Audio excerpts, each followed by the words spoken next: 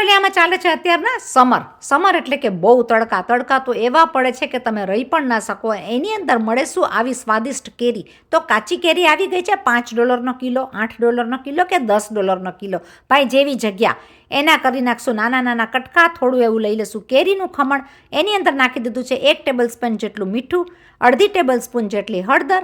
બંને વસ્તુને મિક્સ કરીને એનું થઈ જશે 4 થી 5 કલાકમાં પાણી નીકળી જશે.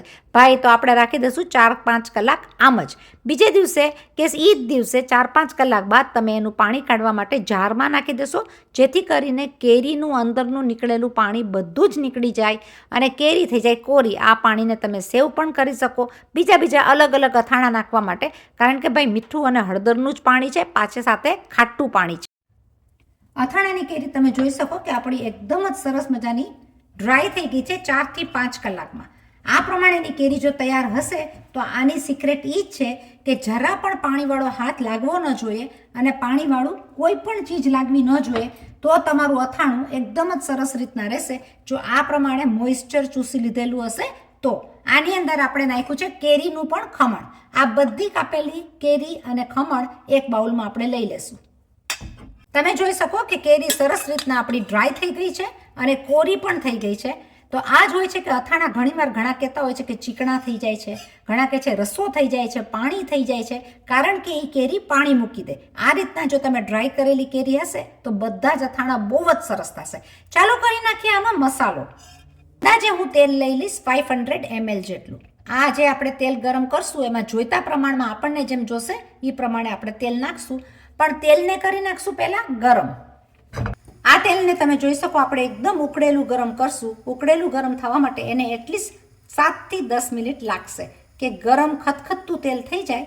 અને આગળ જોઈએ આપણે કેવી રીતે કરીએ છીએ એનો એકદમ સ્વાદિષ્ટ મસાલો. તમે જોઈ શકો કે આ તેલ આપણું એકદમ ચોખ્ખું તાજું તેલ એકદમ ઉકળીને તૈયાર થઈ ગયું છે. તો ગેસની ફ્લેમને કરી નાખશું બંધ અને થાવા દેશું આને એકદમ ઠંડુ. ગરમ તેલ નાખવાથી સંભાર બળી જાય અને કાળો પણ પડી જાય. આપણે કરી લઈશું સંભારની તૈયારી. સંભાર તમે ઘરે પણ બનાવી શકો, પણ આ ઘરે બનાવેલો તૈયાર સંભાર મારી પાસે રેડી છે. તૈયાર પણ બજારમાં બહુ જ સરસ સંભાર મળતો હોય છે. તો આ સંભારને આપણે લઈ લઈશું એના મસાલા માટે. સંભારના ભાગમાં તો એવું છે ભાઈ, હું 3 થી 4 ચમચા મોટા આ લઈ લઈશ આ રેડીમેડ સંભાર, કારણ કે મસાલો જેમ વધારે હશે એમ જ સ્વાદ લાગશે એકદમ જ સરસ. મસાલાને થોડું તીખું બનાવવા માટે હું લઈ લઈશ 2 થી 3 ટેબલસ્પૂન જેટલી રેશમ પટ્ટી. લઈ લેશું 2 ટીસ્પૂન જેટલી હિંગ. હિંગનો સ્વાદ આવશે એકદમ સરસ. આપણો આ મસાલો થઈ ગયો છે તૈયાર. નિમકનો ભાગ એટલે કે મીઠાનો ભાગ આપણે ઓલરેડી કેરીની અંદર નાખી દીધો છે. તો આની અંદર જોઈતા પ્રમાણમાં મીઠું નાખવાનું હોય. સંભારમાં ઓલરેડી મીઠું નાખેલું છે એટલે આપણે અંદર મીઠું એડ કરશું નહીં, પણ આપણો સંભારનો મસાલો આ તૈયાર થઈ ગયો છે. તેલ જ્યારે ઠરી જશે એની અંદર એડ કરી નાખશું અને ઠંડા મસાલામાં પછી છેલ્લે એડ કરશું આપણો કેરીનું ખમણ અને કેરીના કટકા. થઈ જશે આપણું આ ખાટું અથાણું જે સ્વાદમાં લાગે બહુ જ સરસ. સંભારના આ મસાલાની અંદર આપણે નાખી દઈશું આપણું ઠંડુ થઈ ગયેલું તેલ. તેલ નાખેલા સંભારને આપણે એકદમ સરસ રીતના મિક્સ કરી નાખશું. આ આપણો સંભાર સ્વાદિષ્ટ એવો સરસ તૈયાર થયો છે કે કલર જોઈને કોઈને પણ મન થઈ જાય અથાણું ખાવાનું. પણ ના ભાઈ, આ તરત ને તરત ખાવાશે બી નહીં. તરત તાજું અથાણું પણ ખવાય, પણ જો અથાઈ જશે તો એનો સ્વાદ થઈ જશે એકદમ જ સરસ. છે ને લાલ ચટક અથાણાનો સંભાર.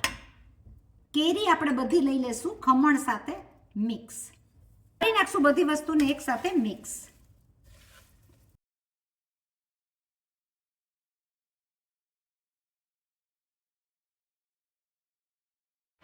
ખાટું તીખું અથાણું થઈ ગયું છે તૈયાર. રોજના જમવાનામાં પણ આ અથાણું બહુ જ સરસ લાગતું હોય છે. જો રેસીપી ગમી હોય તો લાઇક કરજો, શેર કરજો, સબસ્ક્રાઈબ કરજો, આગળ ફોરવર્ડ કરજો. ટિપ્સ અને ટ્રિક સાથે અથાણું થઈ ગયું આપણું રેડી. ભરી નાખશું એને બરણીમાં.